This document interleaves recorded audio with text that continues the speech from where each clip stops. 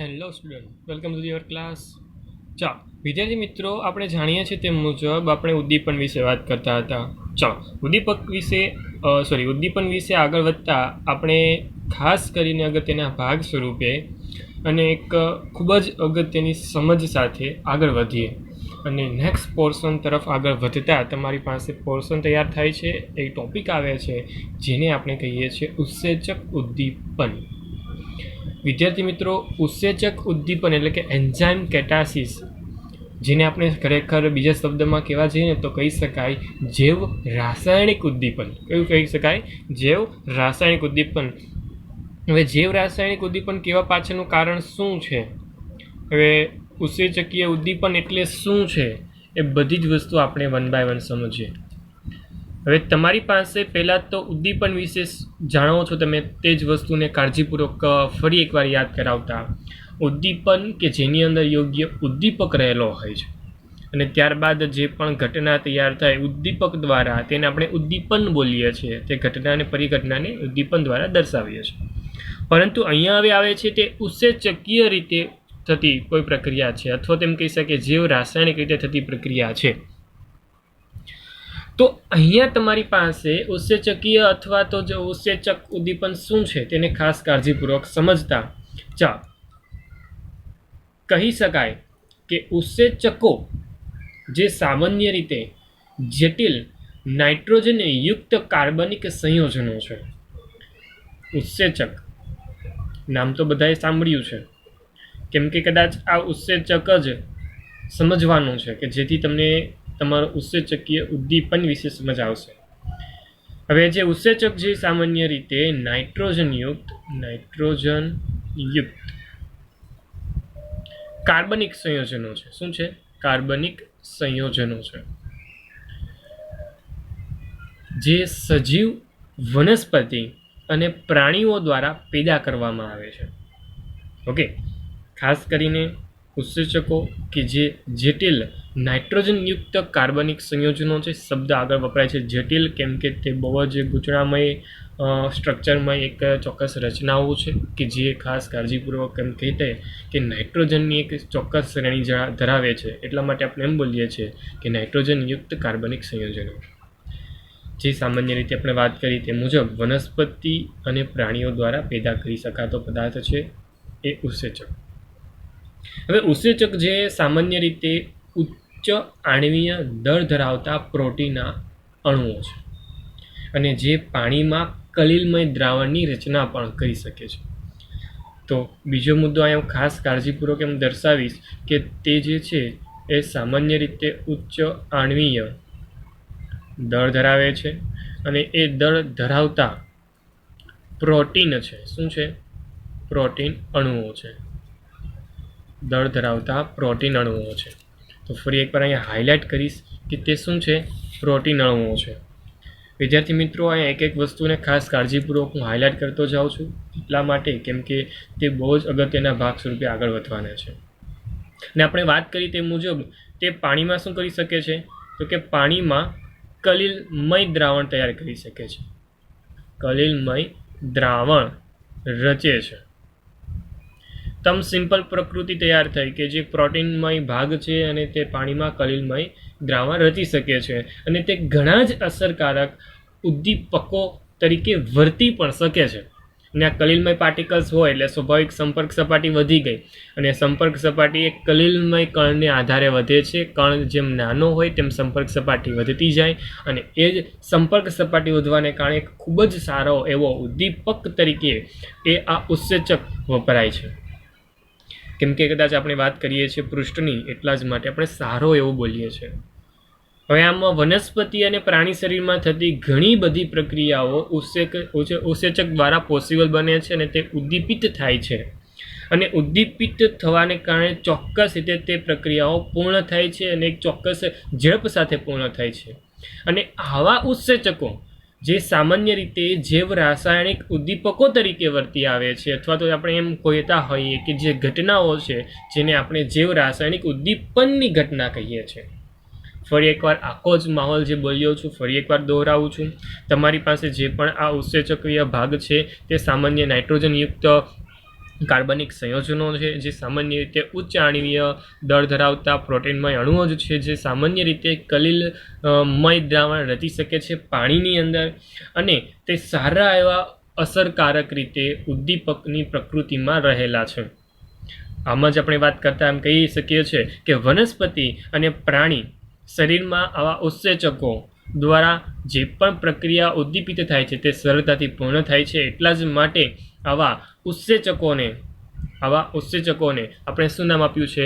જૈવ રાસાયણિક ઉદ્દીપકો. શું કહ્યું છે? જૈવ રાસાયણિક ઉદ્દીપકો. એટલા માટે આને કહી શકીએ છીએ જૈવ રાસાયણિક ઉદ્દીપક. અને જે ઘટના તૈયાર થાય છે એ ઘટના એટલે કે જૈવ રાસાયણિક ઉદ્દીપન. ક્લિયર? સમજાયું તમને? તો આમ તમારી પાસે જૈવ રાસાયણિક ઉદ્દીપકો અથવા તો ઉત્સેચક ઉદ્દીપન શું છે એ તમને હવે સમજાયું હશે. હવે તમે બધા જ જાણો છો તે મુજબ તમારા શરીરમાં બહુ બધા ઉત્સેચકો રહેલા છે. એ યોગ્ય કામકાજ સાથે સંકળાયેલા છે અથવા તો તે યોગ્ય પ્રકારની પ્રકૃતિ દ્વારા તમે જાણો છો. પરંતુ બાહ્ય જીવન દરમિયાન અથવા તો કેમિકલ જગતની અંદર પણ બહુ બધી પ્રક્રિયાઓ એવી છે કે જે સામાન્ય રીતે આપણે કહી શકીએ તે મુજબ ઉત્સેચક ઉદ્દીપનની પ્રક્રિયાઓ દ્વારા દર્શાવી શકું છું. જેમાં બહુ બધી પ્રક્રિયાઓ તમે જાણો જ છો કેમ કે તમે ધોરણ 10-11 સુધીમાં જેટલી પણ માહિતી મેળવી છે ઉત્સેચક વિશેની એમાં બધી વસ્તુનો સમાવેશ ઓલરેડી થઈને આવ્યો છે. આમાં ખાસ કરીને તમે બાયોલોજીના સ્ટુડન્ટ છો તો એ વસ્તુ તમે ઓલરેડી જાણી ચૂક્યા છો ઓલરેડી કે જે હું વસ્તુ તમે દર્શાવવા જવાનો છો તો દર્શાવવાનો છું તેના ઉદાહરણોની બાબતમાં. તો આમ એ જ વસ્તુ હું દર્શાવવા જઈ રહ્યો છું જે ઉત્સેચકની પ્રકૃતિમાં રહેલા ઉદાહરણો છે. ખાસ કાળજીપૂર્વક જણાવતા પહેલાં એટલું જ કહીશ કે ઘણા ઉત્સેચક જીવંત કોષોમાંથી શુદ્ધ સ્ફટિક સ્વરૂપે પણ મળી આવે છે. જીવંત કોષોમાંથી. કેમાંથી? જીવંત કોષોમાંથી. અને જીવંત કોષોમાંથી કયા સ્વરૂપમાં મળી આવે છે? તે શુદ્ધ સ્ફટિકની સ્વરૂપે. શુદ્ધ સ્ફટિક સ્વરૂપ મળી આવે છે. તેમ છતાં પણ સૌપ્રથમ ઉત્સેચકનું સંશ્લેષણ પ્રયોગશાળાની અંદર 1969ની અંદર થયું હતું. મતલબમાં કૃત્રિમ રીતે જે ઉત્સેચક બનતો હોય પ્રયોગશાળાની અંદર તેની વાત કરું છું કે 1969ની અંદર સૌપ્રથમવાર ઉત્સેચકનું સંશ્લેષણ થયું હતું. એટલે કે માનવ નિર્મિત રીતે આપણે તેને બનાવ્યો હતો લેબની અંદર પહેલી વાર. તો આમ તમારી પાસે મળતો ઉત્સેચક એ સામાન્ય રીતે જે સજીવ છે તેને આ શરીરમય ભાગોની અંદર અથવા તો તેના જીવંત કોષોના ભાગ સ્વરૂપે તે શુદ્ધ સ્ફટિકના ભાગ સ્વરૂપે મળી આવે છે તો તેથી આપણે મેળવી શકીએ છીએ અને સંશ્લેષિત રીતે પણ તેને આપણે યોગ્ય રીતે લેબમાં બનાવી શકીએ છીએ. યોગ્ય ઉદાહરણો દ્વારા હું એને સમજાવવા માગું છું કે જે ઉદાહરણો તમારા માટે ખૂબ જ અગત્યના છે. એટલા માટે અગત્યના બોલું છું કેમ કે એક ઉદાહરણની અંદર આવતો એક ઉત્સેચક તમારા માટે ખાસ અગત્યનો બને છે. તેમાંથી નાના સવાલ મોટા સવાલ ક્રમશઃ બની શકે છે ને બનવાના જ છે. મેં એટલા માટે જ આ પોર્શનને ખાસ કાળજીપૂર્વક તમને સમજવા અને યાદ રાખવા કહ્યો છે. જોઈએ તો એ પ્રક્રિયાઓ ઉદાહરણો. પ્રક્રિયાઓના ઉદાહરણ.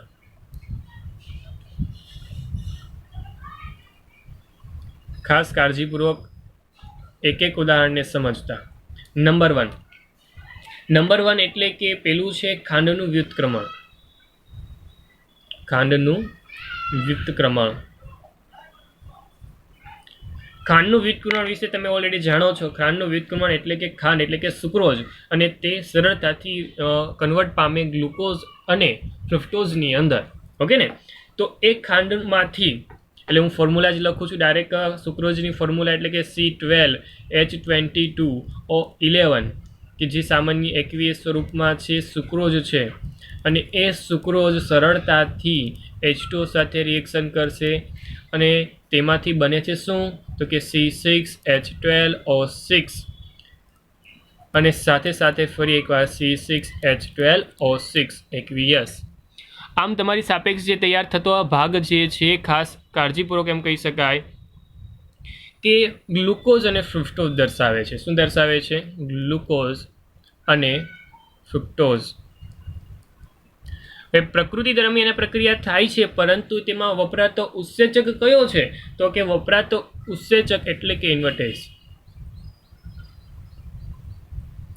ઇન્વર્ટેજ ઉત્સેચકની હાજરીમાં થતી પ્રક્રિયા છે. તો ફરી એકવાર હું એ જ કહીશ કે અહીંયા અગત્યનો છે આ ઇન્વર્ટેજ ઉત્સેચક. જો તમે ઇન્વર્ટેજ ઉત્સેચકની પ્રક્રિયા દરમિયાન હાજરી નથી આપતા તો તે પ્રક્રિયા પૂર્ણ થવા માટે બહુ જ લાંબો સમય લાગે છે. બહુ જ એટલે ખાસો એવો સમય લાગશે, પરંતુ તે જગ્યા પર ઇન્વર્ટેજ ઉત્સેચકની હાજરી છે તો સરળતાથી પ્રક્રિયા ઉદ્દીપિત થશે અને પ્રક્રિયામાં રહેલો એ ઉત્સેચક તેનું યોગ્ય કામકાજ કરીને ખાંડનું વ્યુત્ક્રમણ કરીને તેમાંથી ગ્લુકોઝ અને ફ્રુક્ટોઝને બનાવી શકે છે, તેમાં પરિવર્તન કરી શકે છે. તો અહીંયા તમારી પાસે ખાંડના વ્યુત્ક્રમણની અંદર વપરાતો ઉત્સેચક એટલે કે ઇન્વર્ટેજ. ચાલો બીજી પ્રક્રિયા તરફ આગળ વધીએ. બીજી પ્રક્રિયા એટલે કે ગ્લુકોઝનું ઇથાઇલ આલ્કોહોલમાં રૂપાંતર. એક એક પ્રક્રિયાઓને તમારે ખાસ કાળજીપૂર્વક યાદ રાખવાની છે, તો કોઈ પ્રકારની કચાશ રાખ્યા વગર એક પ્રક્રિયાને યાદ રાખવી. આલ્કોહોલમાં પરિવર્તન. ચાલો, જે તમારી પાસે પરિવર્તનની રિએક્શન છે તેને જો પહેલાં દર્શાવું તો એમ કહી શકાય કે તમારી પાસે પહેલાં છે ગ્લુકોઝ C6H12O6 ગ્લુકોઝ છે. એ ગ્લુકોઝ સામાન્ય એક્વિયસ માધ્યમની અંદર રહેલો છે.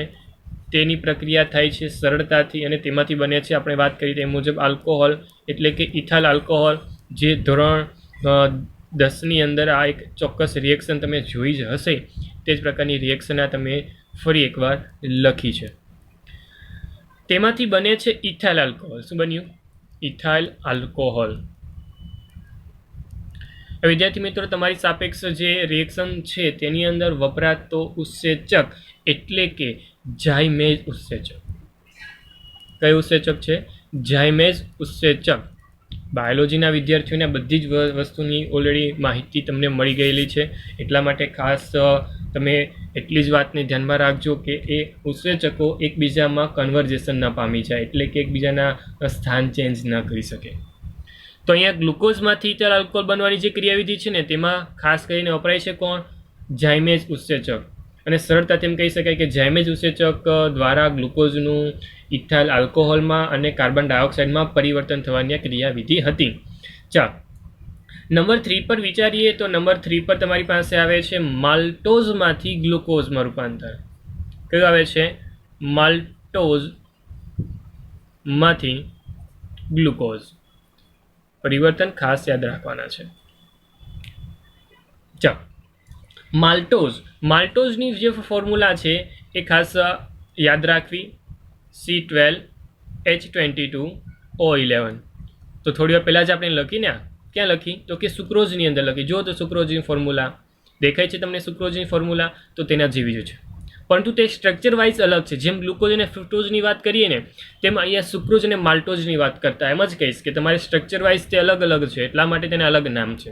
તે વસ્તુ બધી આપણે આગલા નેક્સ્ટ ચેપ્ટરોની અંદર આપણે ખાસ કાળજીપૂર્વક જીવ રસાયણની અંદર આપણે કાળજીપૂર્વક સમજવાના છે, નો ડાઉટ, પરંતુ એ પછી આપણે સમજીશું. પરંતુ તે એક ખાસ કાળજીપૂર્વક યાદ રાખવાની છે. અને તેમાંથી બને છે શું? તો કે બને છે ફક્ત ગ્લુકોઝ C6H12O6. તો આ તમારી પાસે તૈયાર થાય છે ગ્લુકોઝ. તો ફરી એકવાર સરળતા માટે અહીંયા તો જે ઉત્સેચક આપ્યો છે ને એકદમ સરળ છે.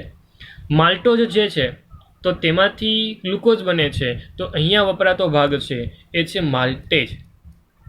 કયો? માલ્ટેજ ઉત્સેચક. તો આમ તમારી સાપેક્ષ તૈયાર થયો આ ત્રીજો ઉત્સેચક, જેને આપણે નામ આપ્યું છે માલ્ટેજ ઉત્સેચક, કે જેનું કામકાજ શું છે? તો કે જેનું કામકાજ છે માલ્ટોઝનું ગ્લુકોઝમાં રૂપાંતર કરવાનું. ચાલો આગળ તરફની પ્રક્રિયામાં આગળ વધીએ તો નંબર 4 પર વિચારીએ. નંબર 4 તમારી પાસે છે સ્ટાર્ચ. શું છે? સ્ટાર્ચ. તો કે સ્ટાર્ચમાંથી માલ્ટોઝ બનાવવું છે. શું બનાવવું છે? સ્ટાર્ચમાંથી માલ્ટોઝ બનાવવું છે. સ્ટાર્ચમાંથી માલ્ટોઝ બનાવવા માટે કયો ઉત્સેચક વપરાય? તો કે એની રિએક્શન લખીએ એટલે સમજ પડી જાય. C6H10O5N. પહેલાં તો રિએક્શનમાં લખાતું આ પેલું સંયોજન જુઓ કે જેને હું સ્ટાર્ચ નામ આપું છું. તો આ સ્ટાર્ચની ફોર્મ્યુલા છે, ખાસ યાદ રાખજો. આ વસ્તુને ખાસ એટલા માટે યાદ રાખવાનું છે કેમ કે આ પોલિમર સ્વરૂપનો એક ભાગ છે, અથવા એમ કહી શકાય કે જેમાં એન ટાઈમ આ મોલેક્યુલ્સ રિપીટ થવાનો છે. સમજાય વિદ્યાર્થી મિત્રો? તો ચાલો, આ રિએક્શન કરે છે એન ટાઈમ H2O સાથે અને સરળતાથી પ્રક્રિયા કરીને એન ટાઈમ C12H22O11 બનાવી દેશે, એટલે કે માલ્ટોઝ બનાવી દે છે. અને એ માલ્ટોઝ બનવા પાછળનું કારણ છે ડાયાસ્ટેજ. કોણ છે? ડાયાસ્ટેજ ઉત્સેચક. તો આ પ્રક્રિયા દરમિયાન વપરાતો ઉત્સેચક કયો થયો? ડાયાસ્ટેજ. ઓકે, તો આ તમારો થયો ચોથા નંબરનો અગત્યનો ઉત્સેચક. નંબર 5 પર આગળ વધીએ અને 5 નંબરનો ઉત્સેચક ખાસ કાળજીપૂર્વક સમજતા તમારી પાસે આવે છે, એટલે કે યુરિયાનું ચોક્કસ પ્રમાણમાં આપણે કરીએ કે યુરિયાનું એમોનિયા અને કાર્બન ડાયોક્સાઇડમાં વિઘટનની પ્રક્રિયા. કઈ? તો કે યુરિયાનું NH3 અને કાર્બન ડાયોક્સાઇડમાં વિઘટન.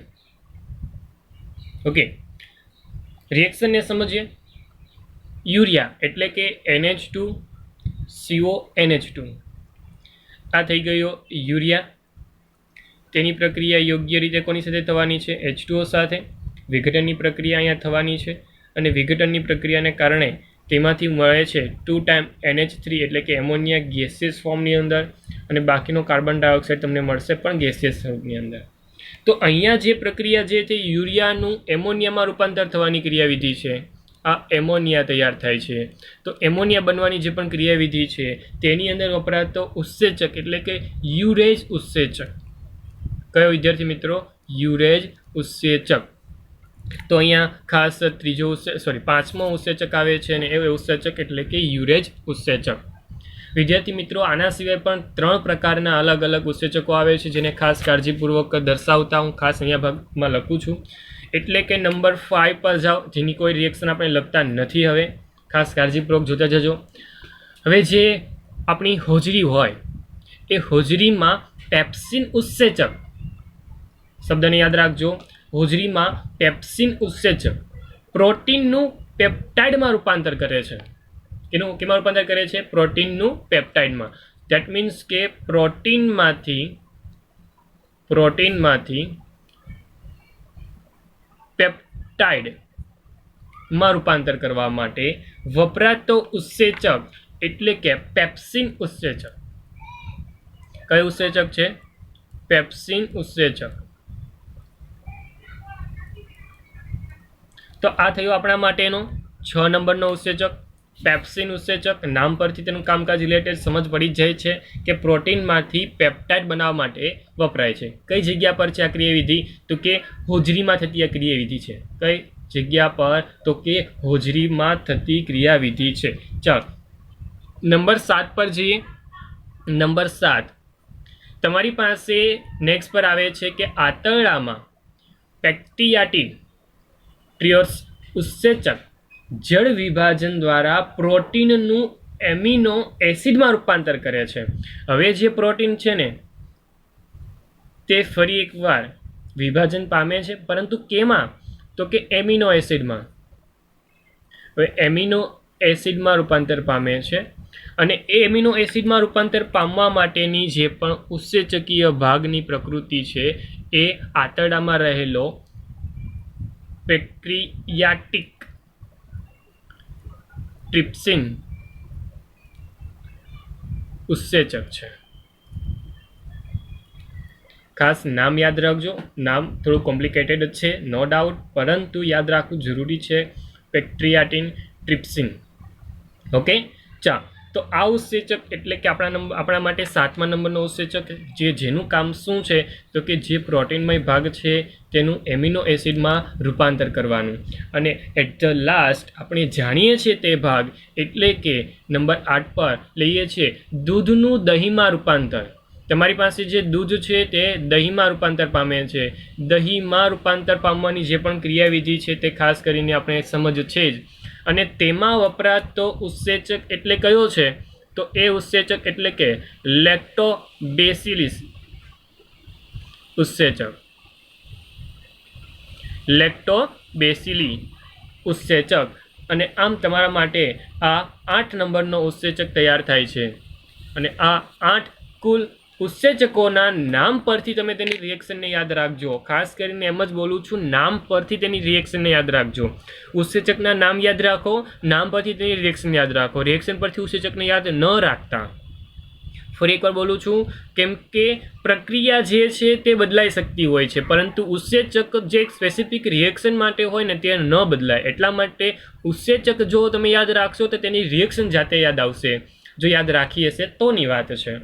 ઓકે ને? તો એટલા માટે સ્વાભાવિક દૃષ્ટિકોણથી તમારે ઉત્સેચકીય ઉદ્દીપનની ક્રિયાવિધિ સમજવા માટે વપરાયેલા ઉત્સેચકને યાદ રાખવા પડશે, અને એ યાદ રાખીએ તો અને તો જ તમે સરળતાથી આ 8 રિએક્શનો લખી શકો છો, 8 બાબતોને દર્શાવી શકો છો. તો આ ભાગની અંદર આપણે યોગ્ય રીતે સમજ્યા જૈવ રાસાયણિક ઉદ્દીપન વિશે, અથવા તેમ કહી શકાય કે ઉત્સેચક ઉદ્દીપન વિશે. ફરી એકવાર નાની બાબત દ્વારા હું સમજાવી દઉં તો કે ઉત્સેચક ઉદ્દીપન કોને કહીએ છીએ, અથવા તેમ કહી શકાય કે જૈવ રાસાયણિક ઉદ્દીપન કોને કહીએ છીએ. તો કે જટિલ નાઇટ્રોજનયુક્ત કાર્બનિક સંયોજન એવા, એટલે કે ઉત્સેચક દ્વારા ચોક્કસ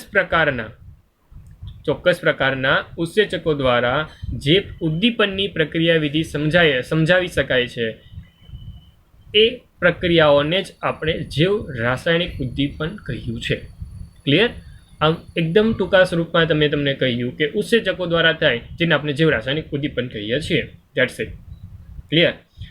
તો આમ તમારી પાસે તૈયાર થતા ચોક્કસ ભાગ, એટલે કે અલગ અલગ કુલ 8 પ્રકારના ઉત્સેચકો કે જેની અંદર નંબર 1 પર આવે છે ઇન્વેટેજ, નંબર 2 પર આવે છે ઝાયમેજ, ત્યારબાદ માલ્ટોઝ, ડાયોસ્ટેજ, યુરેજ, પેપ્સિન, પેન્ક્રિયાટિન, ટ્રાઇસિન, અને ત્યારબાદ આવે છે લેક્ટોમાઇસિસ. ઓકે વિદ્યાર્થી મિત્રો, આમ તમારી સાપેક્ષ તૈયાર થતો ભાગ, એટલે કે ખાસ અગત્યનો કહીશ હું તમને કે ઉત્સેચક ઉદ્દીપન. વિદ્યાર્થી મિત્રો, આ સેશનને ફરી એકવાર અહીંયા જ અટકાવું છું. ફરી એકવાર મળીશું ઉત્સેચક ઉદ્દીપનની માહિતીને આગળ તરફ વધારતા, આગળ તરફ તેની યોગ્ય રીતે ચર્ચા કરવા માટે.